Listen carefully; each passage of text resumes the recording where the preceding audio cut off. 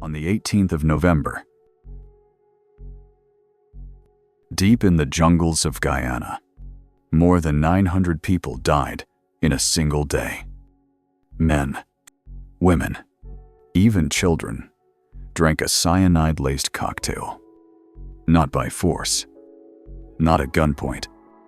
They did it willingly. This was Jonestown, the deadliest cult tragedy in modern history. But it wasn't caused by brute violence. It was caused by something far more disturbing: blind obedience.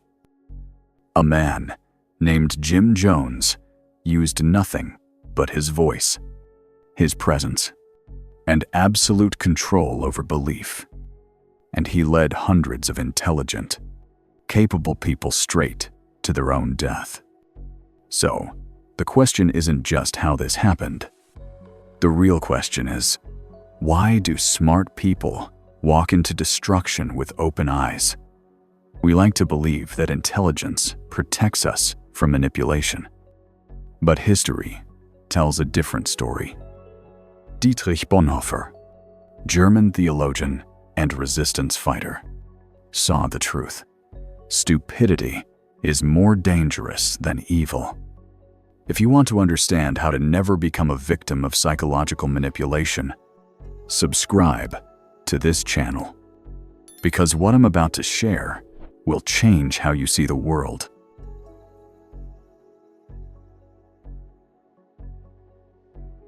When we look back at the darkest moments in history, genocides, authoritarian regimes, mass violence, we often blame evil.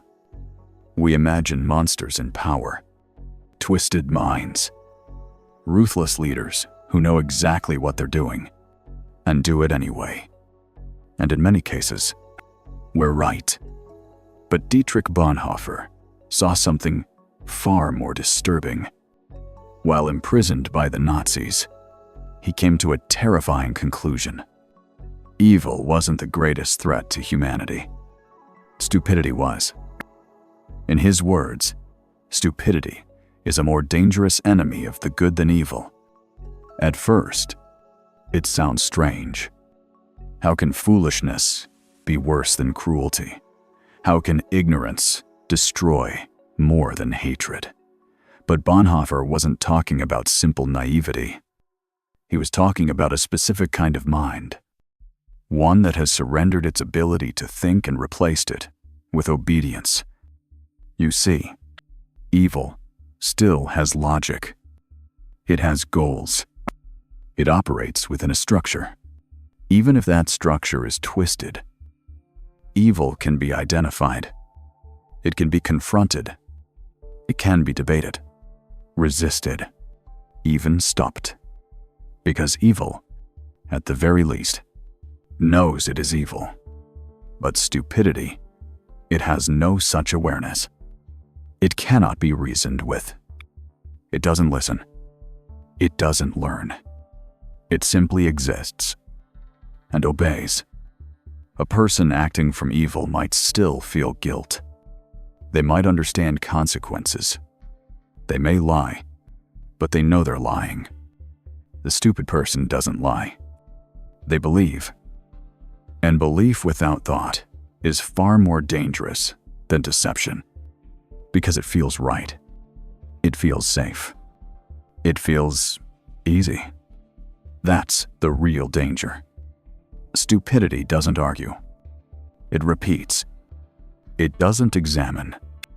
It reacts. It doesn't seek truth. It seeks comfort. And once that comfort takes hold, facts no longer matter. Evidence is dismissed. Contradictions are ignored.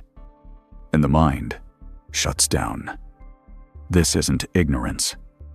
Ignorance is a lack of information. It can be cured with knowledge. But stupidity is the rejection of knowledge. It is a choice. The philosopher Schopenhauer called it willful ignorance, a deliberate refusal to know because knowing is inconvenient. And we see it all around us. People deny science. They ignore data. They believe what they want to believe, not because it's true, but because it's comfortable. Stupidity offers certainty, a false sense of clarity, a simple story where you never have to think too hard. And that's why it spreads. Because it feels good. Evil is sharp, cold, calculated.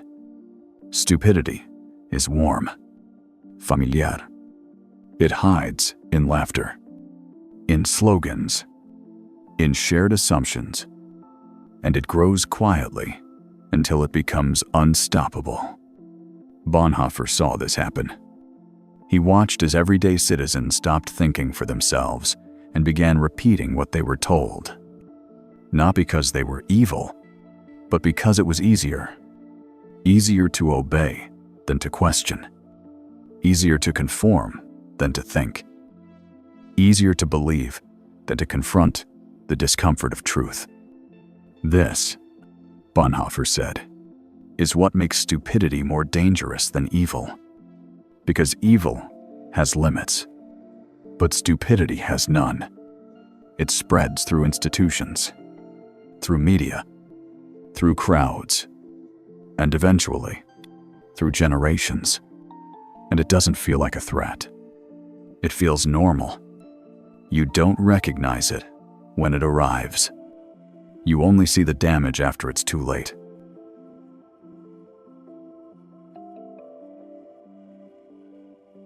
Street stupidity rarely begins with chaos.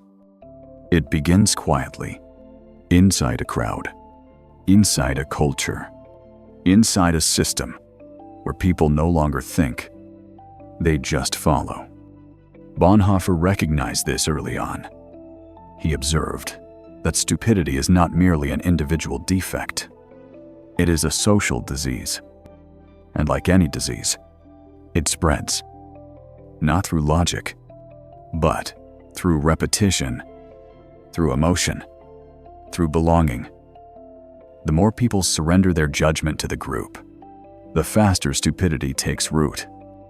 You stop thinking, not because you are incapable, but because the group does it for you. You adopt the assumptions. You echo the tone. You inherit the confidence, but not the thought behind it. This is how minds are switched off, one belief at a time. And once that happens, intelligence is no longer protection. Even the brightest minds can be swept away. The Challenger disaster in 1986 is a tragic example. On that freezing January morning, engineers at NASA warned that the O-ring seals on the shuttle were not built for low temperatures. The data was clear. The warnings were explicit. But decision makers, influenced by deadlines, by pressure, by group momentum, dismissed the concerns. 73 seconds after launch, the Challenger disintegrated in mid-air.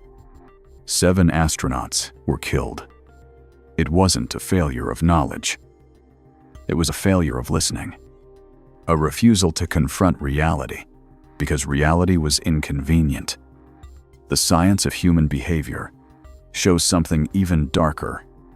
In the 1962nd, psychologist Stanley Milgram conducted a study to test how far people would go in obeying authority. Participants believed they were administering electric shocks to a stranger in another room, shocks that grew more severe with each mistake.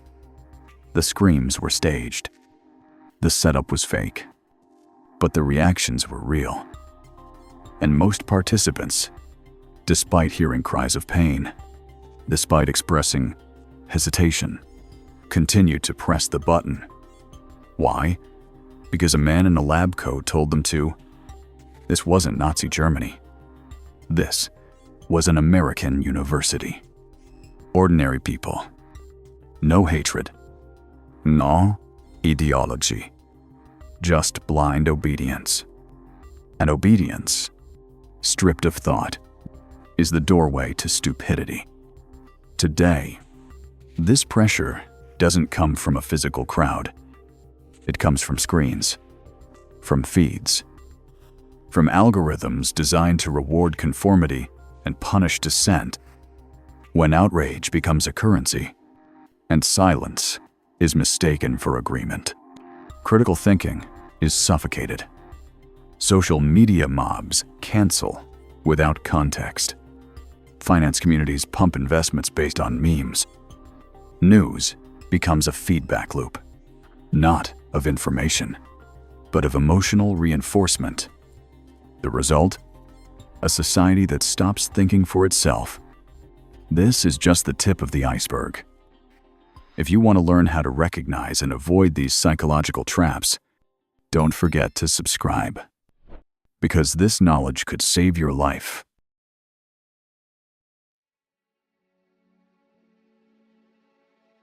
Stupidity is dangerous on its own, but when it's amplified by power, when it enters the halls of leadership, boardrooms, control rooms, parliaments, its consequences multiply. Because power magnifies blindness. It isolates those who hold it. It distorts feedback. And worst of all, it rewards overconfidence. Bonhoeffer saw this firsthand. He knew that stupidity wasn't confined to the uneducated. It was often found in the most powerful. Not because power attracts the stupid, but because power creates stupidity. The more influence someone has, the less likely they are to be challenged. The more insulated they become from the real-world impact of their decisions, and the more dangerous their mistakes become.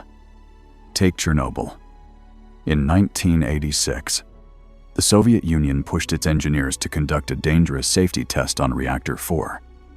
Warnings were ignored. Protocols were overridden. Concerns from technicians were silenced. Why? Because those in charge refused to appear weak. They believed the system was infallible. They were more committed to the illusion of control than to the reality of risk. The result, an explosion that released 400 times more radiation than the bomb dropped on Hiroshima. Cities poisoned. Generations scarred. This wasn't just a technical failure. It was a moral one. A failure of listening. A failure of humility. A triumph of stupidity, shielded by status. The 2008 financial crisis followed the same pattern. For years, economists warned that the housing market was a bubble built on subprime debt. But the world's largest banks, driven by arrogance, greed, and blind optimism, ignored every red flag. Risk models were glorified. Dissenting voices were pushed aside. And when it all collapsed, millions lost homes, jobs, retirement funds. Not because no one saw it coming, but because those in power believed they were too big to fail. That's the illusion stupidity feeds on. The idea that past success is proof of future invincibility. This is what psychologists call overconfidence bias, a cognitive trap where competence is replaced by certainty. And in positions of power, certainty is deadly. Today, power doesn't always wear a suit. It can wear a hoodie, hold a microphone, or speak into a ring light. Consider Elizabeth Holmes. Young, charismatic, promised to revolutionize blood testing. She raised hundreds of millions of dollars, signed deals with Walgreens, graced the covers of business magazines, and yet, her technology never worked. The science was flawed. The results were fabricated. But no one questioned her. Why? Because she looked like a visionary. Because people wanted to believe. Because power, paired with narrative, blinds the crowd.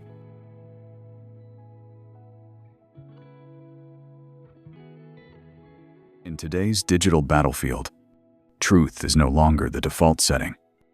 It's a luxury. And in most cases, it loses.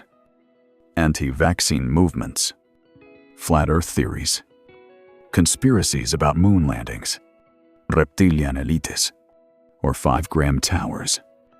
They sound absurd, but they spread faster than any scientific fact. A landmark MIT study revealed lies travel 6 times faster than truth. Why? Because they provoke stronger emotions. Anger, fear, identity. The algorithms don't care if something is true. They only care if it's viral. And the more outrageous it is, the better it performs. As Yuval Noah Harari put it clearly, for the first time in history, it is easier to manipulate people than to understand them. We've entered the era of synthetic reality, where AI can generate fake news, fake videos, fake people, instantly. Where deepfakes can rewrite history, and you'd never know the difference. This is information obesity. Our minds are stuffed with headlines, hot takes, emotional bait, and no nutrients.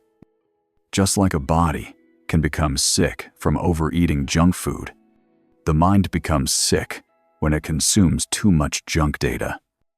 And what happens when your mind is bloated with contradiction? You can't tell what's real. You stop caring. You stop thinking. And in that silence, lies win by default. Today, anyone with reach is a potential propagandist. And tools like TikTok don't show you what's true. They show you what keeps your attention. The more polarized, the more extreme, the more addictive it is, the more it gets shown. That's not learning. That's behavioral programming. And once a false idea becomes part of your identity, no amount of logic can undo it. You defend it. You become it. That's how propaganda works today. It doesn't need to win the debate. It only needs to confuse you, just enough to make you stop looking for answers at all.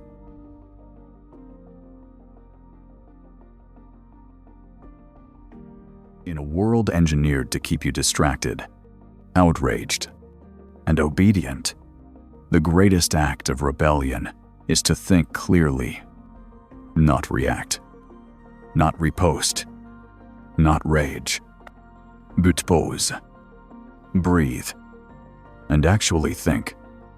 That sounds simple, but in today's climate, it's revolutionary, because independent thought has become a threat to algorithms, to echo chambers, to institutions built on emotional obedience.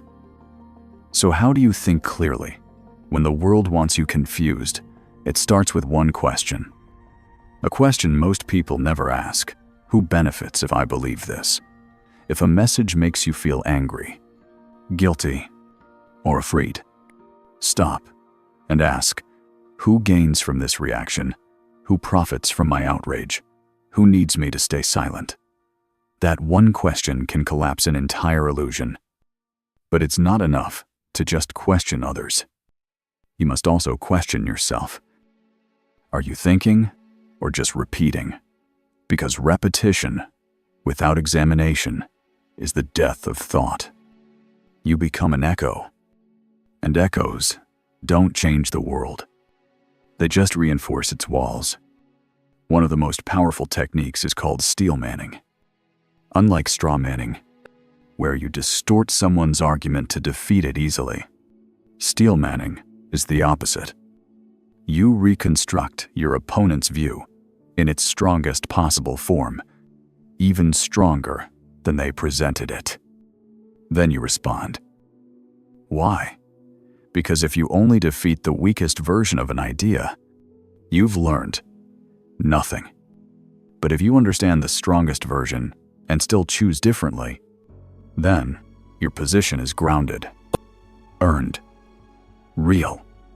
In times of mass manipulation, thinking becomes an act of moral courage. You don't need to shout. You don't need to fight. You just need to stay conscious. Dietrich Bonhoeffer, executed for resisting the Nazis, left behind one final warning. Silence in the face of evil is itself evil. Not to speak is to speak. Not to act is to act. When you hold the line, when you dare to think differently, something strange happens. You become immune. Not to pain, but to persuasion, to guilt, to fear. Your sovereignty returns, and that is the beginning of freedom. So, ask yourself, if you were born in an age of darkness, would you have the courage to think differently? Because in an age of noise, distraction, and manipulated narratives, independent thought is no longer optional. It is a survival skill. Stupidity doesn't need your agreement. It only needs your silence. It spreads not by force, but by default, by apathy, by intellectual laziness. And every time you choose not to think for yourself, someone else will think for you. But they're not thinking for your benefit. They're thinking to benefit from you. This is not about being right. It's about being conscious. It's not about winning arguments. It's about reclaiming your mind from a system that profits when you stop using it.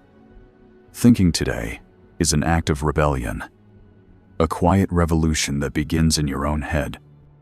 And if enough people do it, the world will never be the same. So if you're ready to stop obeying, if you're done being manipulated, if you're here to learn how to think in a world that has stopped thinking, then subscribe. Because this channel exists for one reason only, to build minds that no longer follow blindly. The choice is yours. Think or be used.